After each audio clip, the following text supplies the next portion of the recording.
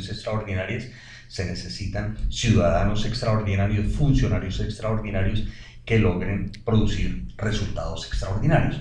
Bajo su experiencia, doctora Clara, ¿cuáles cree usted que sean los principios y valores que debe abrigar a un funcionario para que cumpla bien con su misión de servirle al país, de servirle a la ciudadanía, de servirle a su institución? Bueno, en primer lugar, recordarnos que la Constitución del 91 hizo un cambio de terminología, que no es un cambio baladí, sino de un profundo significado. Cambió el término funcionario por el de servidor público. ¿Y servidor público qué es? Que uno está en el cargo en calidad de una especie de fiducia, porque uno no manda, o por decirlo como lo decían los antiguos indígenas que habitaron nuestras tierras antes de Colón, que se manda obedeciendo. Uno sirve a la comunidad. No es otra la razón por la cual la Constitución hizo ese cambio de nomenclatura, porque algo va de ser un funcionario que tiene unas atribuciones que las ejerce de una u otra manera a una persona que está en un cargo con el mandato constitucional de servir a la comunidad. Y en esa bonita definición de lo que debe ser un servidor público, es decir, darse a los demás sin esperar nada a cambio, ¿qué es lo que debe caracterizar a ese servidor público? Mire, cuando yo fui alcaldesa de Bogotá, tal vez en la peor crisis moral que haya tenido la capital de la República, me correspondió terminar el periodo de Samuel Moreno cuando él fuera suspendido por la Procuraduría y posteriormente por la Fiscalía. Yo me hallaba en ascuas porque todo el funcionariado de la capital de la República y toda la ciudadanía estaba en shock, y en un shock justificable. Su alcalde lo habían pillado con las manos en la masa. ¿Y qué era lo que estaba pasando? Que todo el mundo se sentía de una u otra manera deprimido, sin capacidad de acción, porque pues fue un golpe demasiado duro y fue un golpe en el meollo, en el corazón de la administración pública. Entonces nosotros empezamos a analizar cuál es la acción a tomar, cómo hacemos para que los funcionarios recuperen su autoestima y para que la ciudadanía recupere su confianza en nosotros, en los administradores. Y empezamos una campaña de renovar el compromiso público de cada servidor público de la ciudad para con su comunidad, para con su ciudad. Y fue muy hermoso porque les repartimos unas tarjetas en que cada funcionario escribía cuál era su compromiso. Y fue muy hermoso descubrir como común denominador que, por lo menos en Bogotá, los funcionarios, los servidores públicos, interpretaban que su compromiso ético con la ciudad era respetar y hacer respetar los derechos humanos, respetar y hacer respetar los dineros públicos, desde luego, pero llevar la ciudad de derechos a cada confín de la ciudad, especialmente a los rincones más excluidos. Entonces, el servicio es como el servicio de la Biblia, es como el servicio en las distintas confesiones e iglesias. Es un compromiso con los pobres, con los excluidos, con entender que la administración pública no es para sentirse uno arrogantemente superior, sino, como hace el Papa en la Semana Santa, lavarle los pies a los pobres, a los presos, a las personas que tienen más dificultades ante la sociedad. Desde esos principios éticos, un servidor público se enfrenta a una amalgama de problemas. Y en Colombia quizás uno de los asuntos en los que no nos ponemos de acuerdo es definir cuál es el problema fundamental que tiene el país. Muchos lo definen desde la corrupción, los cultivos ilícitos, la falta de unidad nacional, la delincuencia organizada, en fin. Un funcionario, un servidor público recibe unas instrucciones de un alcalde, de un gobernador, de un jefe, pero en ese nivel, para poder ayudar a que su jefe tenga éxito en esa misión de servicio a la comunidad, ¿cómo cree usted, doctora Clara, que deberíamos los colombianos de ponernos de acuerdo de cuál es el problema fundamental que tiene el país, que tiene una región? Bueno, yo pensaría que, visto desde el punto de vista del servicio público, tenemos que entender que, claro, cada cual tiene su posición dentro de una jerarquía, dentro de un escalafón, pero desde esa posición tiene que ejercer un liderazgo ético. ¿Y cuál es ese liderazgo ético? La capacidad de trabajar en equipo y de imprimir, de estimular a la gente que está en su alrededor y desde luego a la ciudadanía que espera mucho de ese servidor público, siempre un nivel más alto de logro. Los colombianos se nos olvidó trabajar en equipo. A los colombianos se nos olvidó la confianza en el que está a nuestro lado. Nos tenemos que dar la mano, nos tenemos que compenetrar los unos con los otros, porque para resolver los problemas no es suficiente tener conocimientos técnicos. Se necesita un trabajo de compromiso, un trabajo en equipo, un trabajo todos en la misma dirección.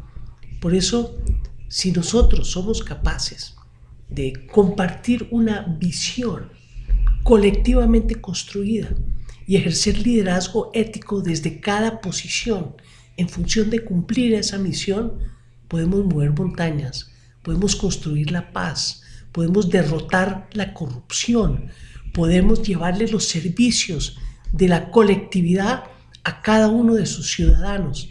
Esa es la función del Estado y creo que para lograrla lo que tenemos es que unirnos en un compromiso ético y ejercer el liderazgo ético desde cada sitio donde nos corresponda. Desde esa perspectiva de construir ese liderazgo ético, los colombianos podrían acercarse muy pronto a lo que podría ser una mejor convivencia en esas regiones que están afectadas por tantas dinámicas.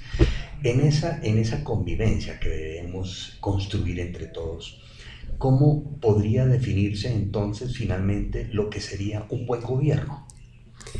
A ver, buen gobierno es un compendio de prácticas, un compendio de principios y un compendio de misiones compartidas. El buen gobierno parte del respeto a lo que es de la comunidad, que son los dineros públicos.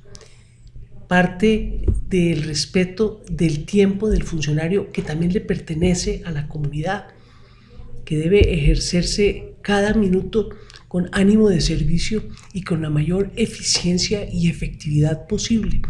Todos los recursos de la comunidad están en manos del Estado, pero para que esos tengan su impacto, tienen que tocar al ciudadano y tenemos que aprender a estimular la participación, porque el liderazgo ético del servidor público es para estimular en esa ciudadanía el compromiso común. Entonces, buen gobierno no es solo el que hace el administrador. Buen gobierno es cómo a través de los mecanismos de participación, de decisión colectiva, podemos aunar esfuerzos comunes en función de metas comunes.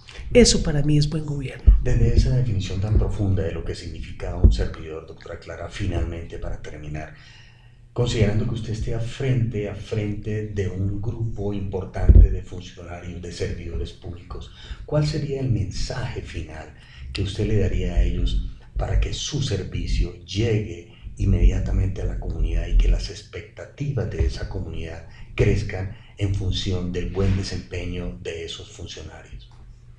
Yo recomendaría humildad, escucha generosa, estar en disposición de diálogo permanente, escuchar lo que dice la gente, pero escuchar profundamente, porque muchas veces lo que la gente está exigiendo de ese liderazgo del funcionario es que entienda no solamente la problemática, sino el sentimiento de la gente.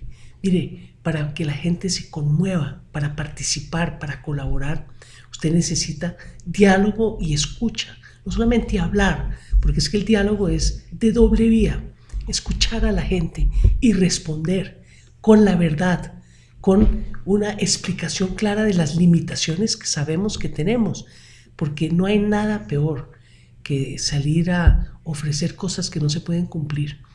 Todo eso parte de una serie de principios que tenemos que compartir todos.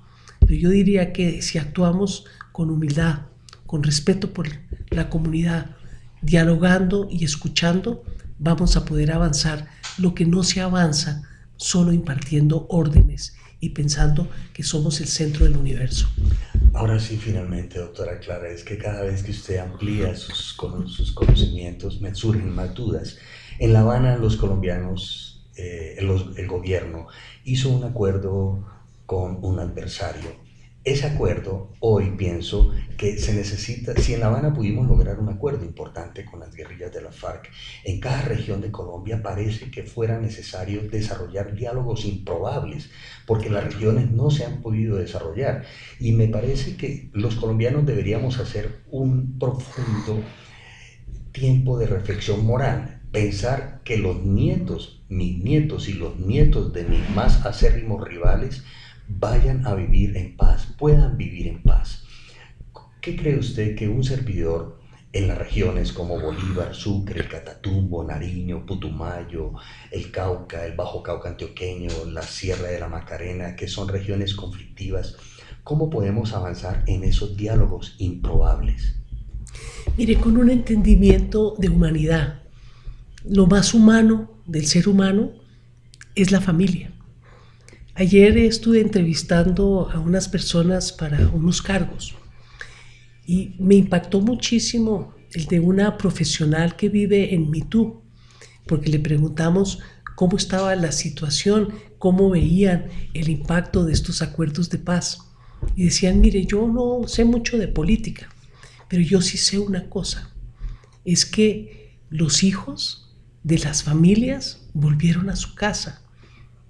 Pertenecían unos a la guerrilla, otros a grupos armados ilegales, y lo que ella veía como el gran beneficio es que hubiesen retornado a sus hogares los excombatientes.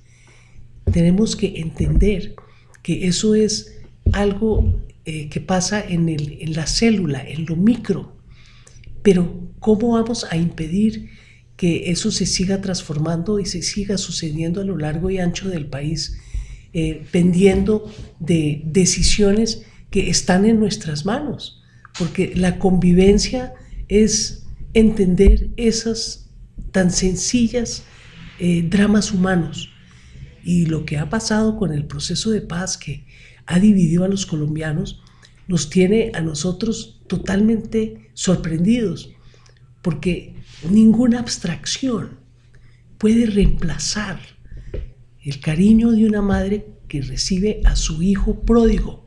Y yo creo que si Jesús lo hizo en la Biblia, si eso es algo que nos han enseñado nuestros padres por generaciones, nosotros tenemos que aprender a vivir juntos.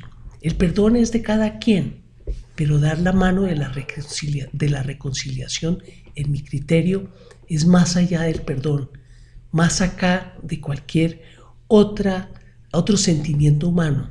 Tiene que ver con la misericordia, tiene que ver con la compasión, tiene que ver con que todos pertenecemos a una misma tierra, a una misma comunidad, en últimas, a una misma familia, y para progresar lo vamos a tener que hacer juntos. Muchas gracias, doctora Clara. Muchas gracias.